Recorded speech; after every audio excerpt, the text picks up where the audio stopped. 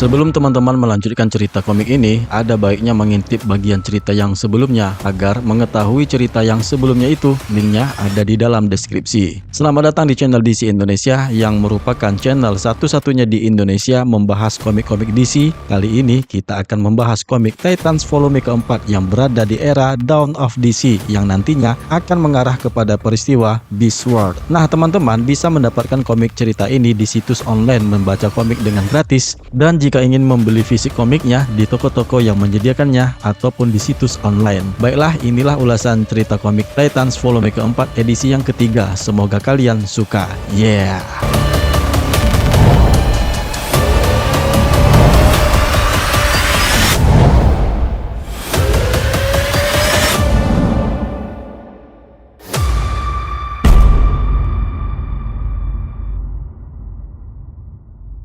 Cerita ini dimulai dengan menampilkan Beast Boy yang merubah bentuknya menjadi seekor kelelawar dan kemudian merubah bentuknya lagi menjadi sekumpulan lalat-lalat yang berterbangan ke gereja Church of Blood. Dia bersama Nightwing yang menyusup masuk ke dalam setelah membuat seorang penjaga di sana keluar dari ruangannya. Nightwing dan Beast Boy kembali ke bentuk manusianya. Sekarang mereka sudah berada di dalam gereja darah Church of Blood. Selain menyelidiki kematian Flash Willis yang lain dan terungkapnya kebakaran yang terjadi di Kalimantan disebabkan oleh ledakan yang berasal dari seorang Tamaranian, belum jelas maksudnya apa. Namun saat ini sebenarnya mereka berdua sedang mencari bukti bahwa Brother Eternity tidak seperti yang dia klaim pada sebuah berita di televisi yang baru saja mereka saksikan. Beast Boy berpendapat bahwa mungkin saja sekte itu telah benar-benar berubah, tetapi dia tampaknya dengan cepat terbukti salah ketika mereka melihat ke aula utama dan melihat seorang pendeta yang sedang mengorbankan seorang wanita untuk iblis Trigon. Tentu saja hal ini membuat mereka berdua untuk membantu si wanita yang akan dijadikan korban,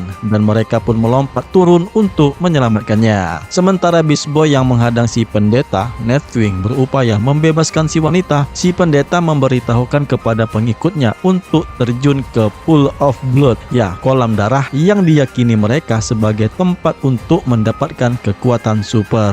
Setelah mereka berenang ke dalam kolam tersebut dengan bentuk yang berlumuran merah darah, para pengikut sekte tersebut terlihat sangat kuat ketika menghempaskan pukulannya ke arah Nightwing yang mengelak sehingga mengenai dinding yang menjadi pecah. Melihat para pengikut sekte begitu kuat, Nightwing pun memanggil Titans yang lain untuk datang ke lokasinya agar dapat membantunya, di mana Flash Willis berharap untuk ikut bersama mereka. Namun saat ini Cyborg menjelaskan kepadanya bahwa rekan Flash Willis yang berasal dari masa depan itu telah dibunuh pada suatu saat 48 jam berikutnya. Akan tetapi Flash Willis mengotot untuk tetap ikut bersama mereka agar dapat membantu Nightwing dan Beast Boy yang sedang bertempur dengan sekte Church of Blood. Yang kemudian semua Titans pun menggunakan bom tube untuk berpindah ke lokasi Nightwing dan Beast Boy yang berubah menjadi seekor buaya. Mereka semua bertempur dengan pemuja sekte Church of Blood. Ketika Flash Willis muncul terakhir,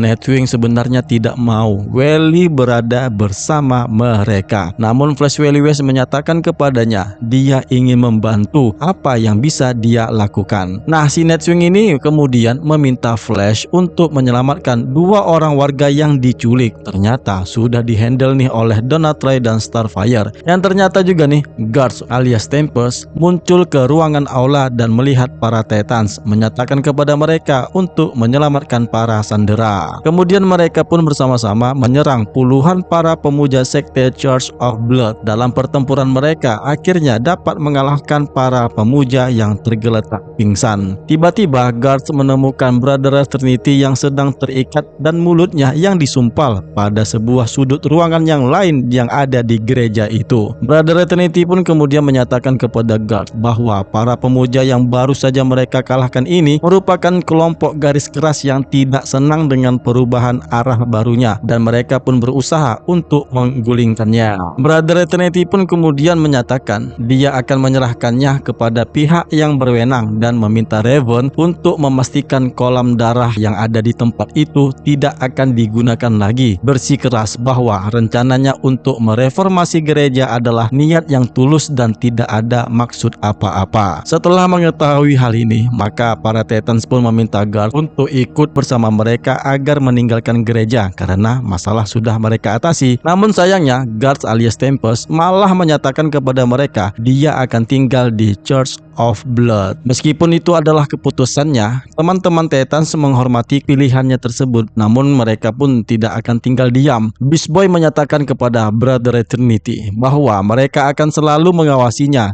jika ada sesuatu yang tidak diinginkan oleh mereka bagi guards sendiri. Sebelum melanjutkan ceritanya, ada baiknya bagi teman-teman yang belum menekan tombol subscribe, ayo dukung channel DC Indonesia ini dengan menekan tombol subscribe-nya. Kebangkitan DC dimulai dari kalian. Nah, beberapa jam kemudian, mereka pun kembali ke markas Titans Tower. Wily pun memberitahu teman-temannya ketika mereka berbicara dengan Brother Eternity tadi, dia menggunakan kecepatan supernya untuk mengecek ruangan yang ada di gereja, dan dia pun menemukan sebongkah batu yang misterius yang ada di salah satu gereja yang ada di sana. Mereka pun kemudian memeriksa batu itu yang dibawa ke Flash Wily West ke markas Titans. Raven pun menyatakan batu itu bukan dari neraka, dan Starfire menyadari batu itu adalah batu meteor. Kembali ke gereja, Brother Eternity menyadari meteor itu hilang, dan ketika dia mengecek di CCTV, dia melihat Flash Wily West lah yang telah mencurinya. Yang akhirnya dia pun mengungkapkan yang sebenarnya dengan dugaan kudeta yang dia beritahukan kepada Titans barusan itu adalah tipuan dan kebohongan belaka. Dia pun kemudian memberitahu Tempest yang sepertinya telah dikontrolnya, memintanya harus pergi ke markas Titans. Brother Eternity pun kemudian mengeluarkan parasit aneh yang muncul dari mulutnya dan memindahkannya ke muncungnya Tempest. Brother Eternity pun berkata, "Pergilah untuk menemui teman-temanmu,"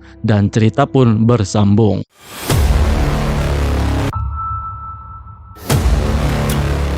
Oke teman-teman, bagaimana menurut kalian dengan cerita ini? Silahkan tulis komentarnya. Oke.